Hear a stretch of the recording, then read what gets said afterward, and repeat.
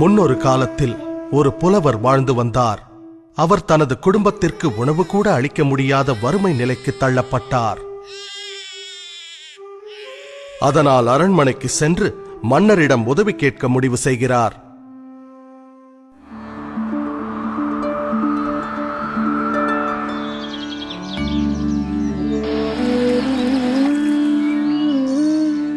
மன்னரை கண்டதும் புலவர் தனது பாடல்களை பாட ஆரம்பிக்கின்றார்.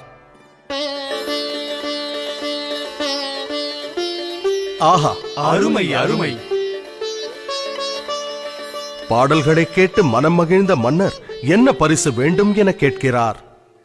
சீராக அடுக்கப்பட்ட அழகான சதுரங்க பலகையை காண்பித்த புலவர், மாமன்னா, சதுரங்க பலகையின் முதல் கட்டத்தில் ஒரே ஒரு நெல்மணியை வைத்த பின் ஒவ்வொரு கட்டத்திற்கும் அதனை இரட்டிப்பாக்கினால் அதை தக்க பரிசாக ஏற்றுக்கொள்வேன்.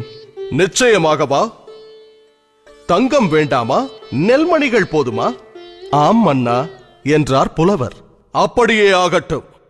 மன்னர் உத்தரவிட அவையினர் நெல்மணிகளை வைத்தனர்.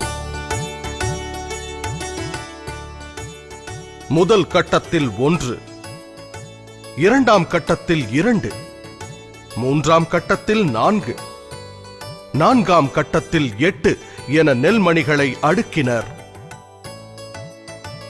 10ஆம் கட்டத்திற்கு வந்தபோது நெல்மணிகளின் எண்ணிக்கை 512 ஆனது. 20ஆம் கட்டத்திற்கு வந்தபோது நெல்மணிகளின் எண்ணிக்கை 5,24,288 என அதிகரித்தது.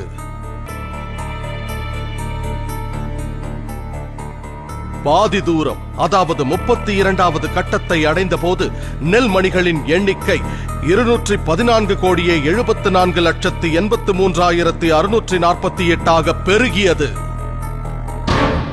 விரைவில் நெல்மணிகளின் எண்ணிக்கை கோடான கோடிகளை தாண்டியது.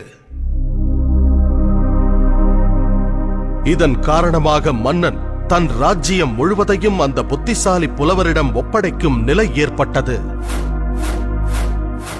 இவை அனைத்திற்கும் துவக்கம் ஒரே ஒரு நெல்மணி. கதையின் நீதி: கூட்டுப் பலனின் பெருக்கும் சக்தியை எப்போதும் குறைவாக எடை போட வேண்டாம். ஒவ்வொரு மாதமும் ஒரு சிறு தொகையை நீங்கள் தவறாமல் முதலீடு செய்து வந்தால் உங்கள் ஓய்வு காலத்தின் போது அந்த தொகை பன்மடங்காக பெருகி நிச்சயம் பலன் தரும்.